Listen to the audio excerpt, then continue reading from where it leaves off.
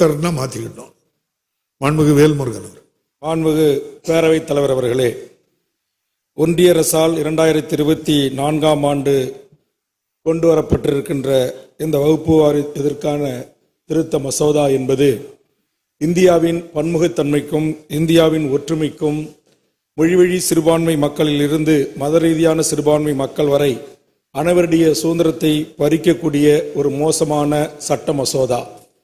இது இந்திய அரசியலமைப்பு சட்டம் சிறுபான்மை மக்களுக்கு வழங்கப்பட்டிருக்கின்ற உறுப்பு 26க்கு எதிரான ஒரு சட்டம். ஆக எந்த சூழலிலும் இந்த சட்டத்தை ஒன்றிய அரசு நிறைவேற்றக்கூடாது என்கிற நல்லெண்ணத்தின் அடிப்படையில் மாண்புமிகு தமிழக முதலமைச்சர் அவர்கள் இந்தியாவிற்கே வழிகாட்டியாக நடைபெறுகின்ற இந்த சட்டமன்ற கூட்டத்தொடரில் இதை ஒன்றிய அரசு திரும்ப பெற வேண்டும் என்று கொண்டு வந்திருக்கிற இந்த அரசினர் தீர்மானத்தை தமிழக வாழ்வுரிமை கட்சியின் சார்பாக நான் வரவேற்க கடமைப்பட்டிருக்கிறேன். அதே நேரத்தில் ஒன்றிய அரசு தொடர்ச்சியாக இஸ்லாமியர் மக்களுக்கு எதிராக பாபர் மசூதியில் கை வைத்தது, CA NRC NPRல் கை வைத்தது, பொது சிவில் சட்டங்களை கொண்டு வந்தது, அதுபோன்று வகுப்பு வாரிய திருத்த சட்டத்தை தற்போது கொண்டு வந்திருக்கிறது. ஒன்றிய அரசு ஒற்றுமையாக இருக்கிற இந்த ஒன்றியத்தை பல்வேறு தேசிய இனங்களை உள்ளடக்கிய மாநிலங்களின் கூட்டாட்சி தத்துவத்தை உடைத்தெறிவதற்கான பணிகளை செய்து கொண்டிருக்கிறது.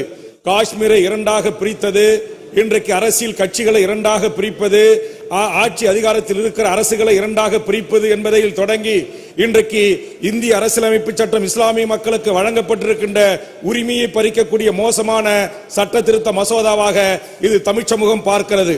அந்த வகையில் இது ஏற்கனவே முத்துவள்ளி என்கிற அடிப்படையில் இஸ்லாமிய பெரியவர்களுக்கு வழங்கப்பட்டிருக்கிற உரிமையை பறிக்கின்ற ஒரு சட்டமாக இது இருப்பதோடு மட்டுமல்லாமல் இஸ்லாமிய மக்களிடத்திலேயே போரா ஆகானி என்கிற இரு பிரிவு மக்களையும் பிரித்து அவர்களுக்கென்று தனித்தனி வகுப்பு வாரியங்களை உருவாக்கி இந்திய முழுவதும் ஒற்றுமையாக இருக்கிற இஸ்லாமிய சமூகத்திலே ஒரு குழப்பத்தை உருவாக்கி அதன் ஊடாக அரசியல் ஆதாயத்தை தேடிக்கொள்கின்ற ஒரு பிளவுவாத அரசியல் செய்கின்ற ஒரு சட்ட மசோதா என்பதை நான் இந்த அவைக்கு சுட்டிக்காட்ட விரும்புகிறேன்.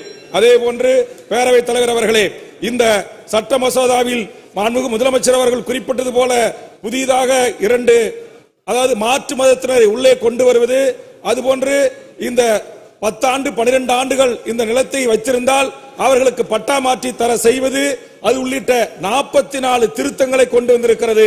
இந்த 44 திருத்தங்கள் என்பது இந்திய நாட்டில் வாழ்கின்ற சுதந்திர இந்தியாவின் விடுதலைக்கு தன்னுயிர் தந்திட்ட இந்த தேசத்தின் பிதாக்களாக இருந்த காந்திக்கு நிகராக போர்க்களத்தில் மாண்டு போன அந்த மாவீரர்களை வேலூர் சிப்பாய் கலக்கத்தில் தொடங்கி இன்றைக்கு டெல்லியில இருக்கிற கோட்டை சுவர்களை இடம்பெற்றிருக்கிற வரையில் அந்தமானில் இருக்கிற இந்திய சுதந்திரத்தின் போராளிகள் வரையிலும் எல்லா இடங்களிலும் நீக்கமர நிறைந்திருக்கிற எனதருமை இஸ்லாமிய உறவுகளை அந்நியப்படுத்தி பார்க்கின்ற ஒரு அநியாயமான அக்கிரமான மோசமான ஒரு சட்ட மசோதா இந்த சட்டம் என்பதை நான் இந்த அவையில் பகிரங்கமாக குற்றம் சாட்டுகிறேன். இது ஒருபோதும் இந்தியாவின் பன்முகத்தன்மையை காப்பதற்கும் இந்தியாவின் இறையாண்மையை காப்பதற்கும் இந்திய நாடு ஒற்றுமையாக விளங்குவதற்கும் இது ஏற்புடைய சட்டமாக இது அமையாது.